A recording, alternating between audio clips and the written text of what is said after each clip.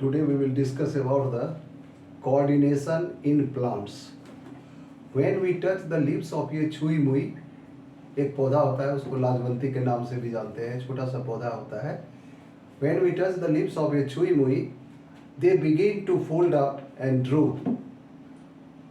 When a seed germinates, the roots always go towards the earth and the stem always grow away from the earth into the air. There is no growth involved in this movement. On the other hand, the directional movement of a seedling is caused by growth. Therefore, it is clear that plants show two types of the movement. One dependent on growth and the other independent of the growth. Next point is immediate response to stimulus. Immediate response to stimulus. Change in the leaves of छुई मुई plant, no growth is involved. आपने देखा होगा कि छुई मुई का जो पौधा होता है उसकी पत्तियां बहुत छोटी छोटी होती है और उसकी पत्तियां ऐसे फैली हुई रहती है और जैसे ही आप उसको टच करोगे वो सिकुड़ जाती है. इसके आकार में जो परिवर्तन हुआ, उसके पोजीशन में जो चेंजिंग आया, इसका मतलब इसमें ग्रोथ तो नहीं हो रहा है लेकिन उसमें मूवमेंट हमें दिख रहा है. No growth is involve in the plant must actually move its leaves in response to touch. जब आप छुई मुई के पौधे के पत्तियों को टच करते हो तो उसमें मूवमेंट हमें देखी जाती है. But there is no nervous tissue nor any muscular tissue as like the animals. हम लोग के बॉडी में ग्रोथ और मूवमेंट जो कुछ भी होता है उसके लिए मांसपेशियां होती है, न्यूरॉन के सेल्स हैं, लेकिन प्लांट्स में इस तरह का नहीं है. उसके बावजूद भी उसमें रिस्पॉन्स दिखाई देता है. This plant also use electrical chemical means to convey this information from cell to cell. But unlike animals, there is no specialized tissue in plants for the conduction of the information. क्योंकि उसमें neuron के cell नहीं होते हैं, nervous tissue नहीं पाया जाता है. In such plants, change in shape occur, changing the amount of the water in them, resulting in swelling or shrinking and therefore changing in shape. जब आप छुई मुई के पौधों की पत्तियों को टच करते हो तो जिस पार्ट को आपने टच किया वहां से वाटर मॉलिक्यूल्स खिसक करके दूसरे सेल में चला जाता है और उसकी सेल शीघ्र श्रिंक कर जाती है, जिसके कारण पत्तियों में मूवमेंट हमें देखी जाती है. Second point is movement due to growth.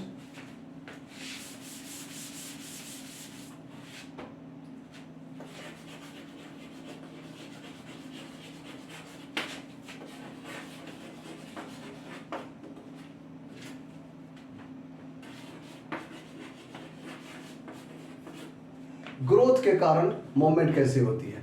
Some plants like the pea plants climb up on the other support by means of the tendril. आपने देखा होगा मटर के जो पौधे होते हैं उसका तना कमजोर होता है और उसकी जो ऊपर की जो लीव्स होती है they get modified into the tendril और वो टेंड्रिल किसी भी सपोर्ट, कोई भी सॉलिड मटेरियल मिलेगा उसके चारों तरफ लिपट जाता है and it help plant to grow towards the sunlight.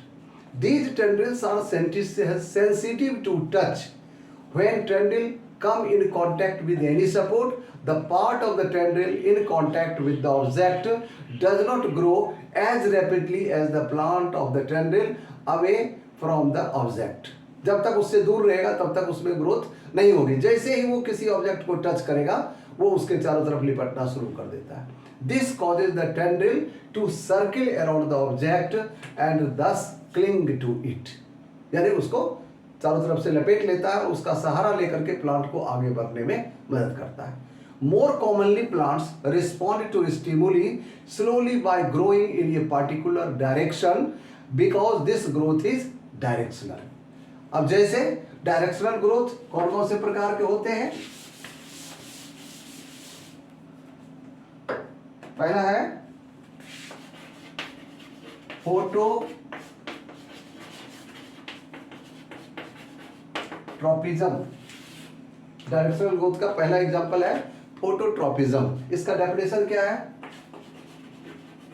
Movement of plant parts due to effect of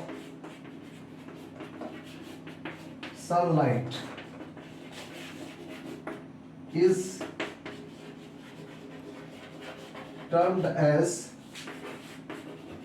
phototropism, or it can be also called phototropic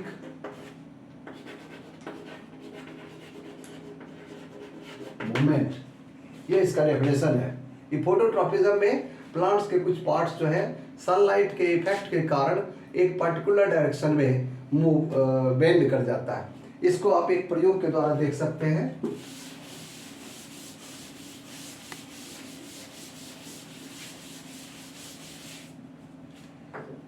जैसे कोई गमला में लगा हुआ पौधा लो और ये पौधा नॉर्मली ऐसे ग्रो कर रहा है। इस पौधे को आप किसी बंद कमरे में रख दें और ऐसा कमरा जिसमें किसी एक साइड से थोड़ी सी लाइट आ रही है, मान लो यहां से सनलाइट इसको मिल रही है। जब सनलाइट इसको मिलेगी तो जो पौधा सीधे स्ट्रेट वे में ऊपर की ओर ग्रो कर रहा था वो अब क्या होगा, थोड़े समय के बाद आप देखोगे कि this plant will bend towards the sunlight.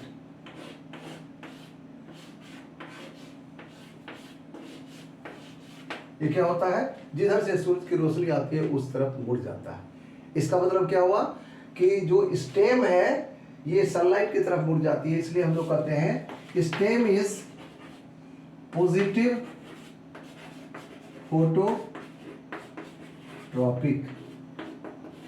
यानी स्टेम हमेशा सूर्य के प्रकाश की ओर मुड़ता है, इसलिए ये पॉजिटिव फोटोट्रॉपिक मोमेंट शो करता है। और रूट जो है इसका जस्ट उल्टा होता है। रूट की प्रॉपर्टी है it is negative phototropic.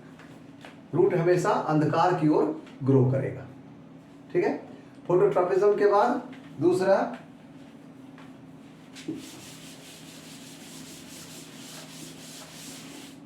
Geotropism.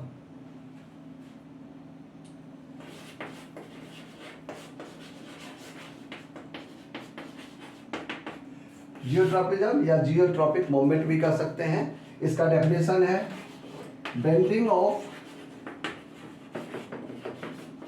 Plant parts due to effect of gravitational force is called geotropism or it can be called as geotropic movement। अगर इसको प्रयोग के द्वारा देखना है तो आप सिंपल एक्सपेरिमेंट कर सकते हो। एक कोई गमला में लगा हुआ नॉर्मल सा पौधा है, उसको आप ले और उसको जमीन की सतह पर लेटा दिया, गमले को टेढ़ा कर देते हैं और कुछ समय के बाद आप देखोगे 2-4 महीने के बाद इसका तना जो पहले इस तरफ इस डायरेक्शन में ग्रो कर रहा था, सीधा था, अब जो है धीरे धीरे देखिए जमीन की सतह से ऊपर की ओर ग्रो करने लगा है।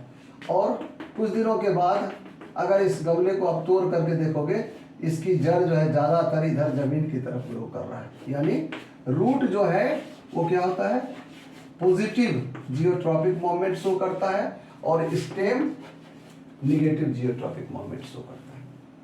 इस तरह से जियोट्रॉपिक मूवमेंट में ग्रेविटेशनल फोर्स के इफेक्ट के कारण प्लांट्स का पार्ट रूट या स्टेम उसके हिसाब से बेंड करता है। उसके बाद है हाइड्रोट्रॉपिज्म।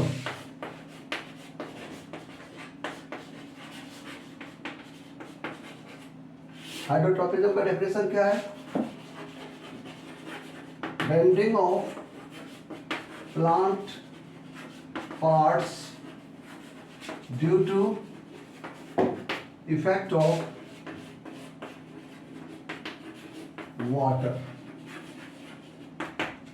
वाटर के इफेक्ट के कारण अगर प्लांट का कोई पार्ट किसी पर्टिकुलर डायरेक्शन में बेंड करता है, इसको हम लोग क्या कहेंगे, हाइड्रोट्रोपिज्म और हाइड्रोट्रोपिक मूवमेंट। इसमें क्या होता है कि अगर किसी गमले में लगा हुआ पौधा को आप नॉर्मली जो ग्रो कर रहा है इसको रखें और इसमें किसी पर्टिकुलर डायरेक्शन में आप पानी डालो, तो पर्टिकुलर डायरेक्शन में आप पानी डालोगे तो जिस तरफ आपने पानी डाला है इसकी जड़ ज़्यादातर उस डायरेक्शन में आपको ग्रो करता हुआ दिखेगा।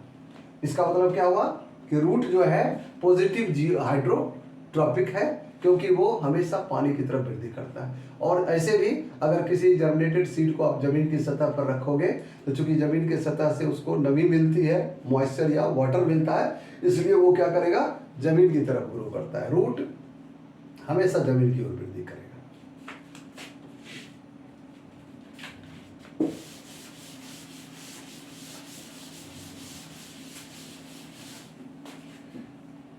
उसके बाद है, नेक्स्ट है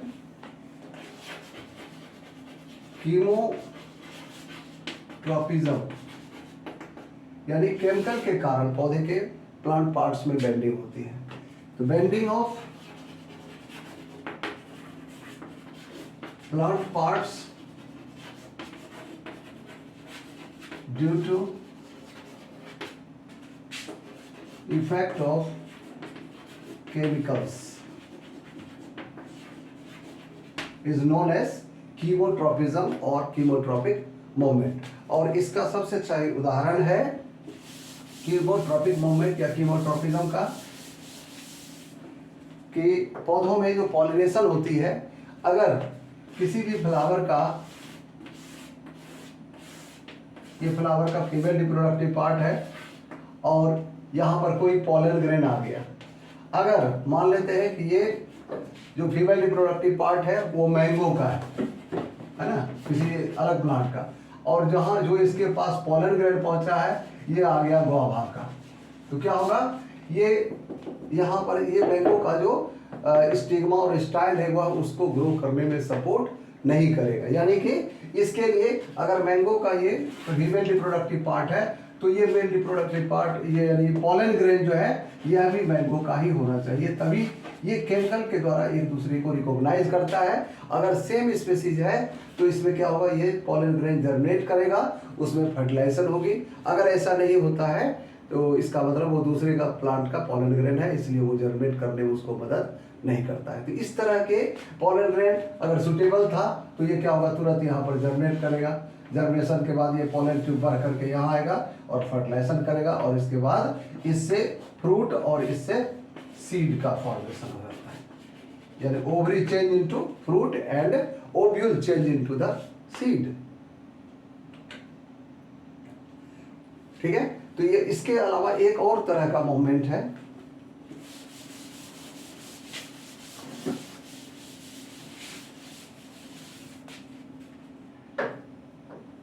जो हम लोगों ने पहले चर्चा किया था, थिग्मोट्रॉपिज्म, यानी टच के कारण, जो कि हम लोगों ने पी प्लांट के केस में बताया था कि उसके जो टेंड्रिल होते हैं जब किसी चीज को टच करता है तब उसकी तरफ जो है वो बेंड हो जाता है। तो ये control and coordination in plants के बारे में इसके जो मेन पॉइंट्स है उसको हमने एक्सप्लेन किया। और नेक्स्ट स्लाइड में इसका जो सेकेंड पार्ट है कि phyto hormones, that is the plant hormone कौन कौन से हैं और उसका क्या फंक्शन है, उसके बारे में हम लोग डिस्कस करेंगे। आप जरूर इसको देखें और अगर आपको पसंद आए तो जरूर इसको सब्सक्राइब करना है, लाइक करना है।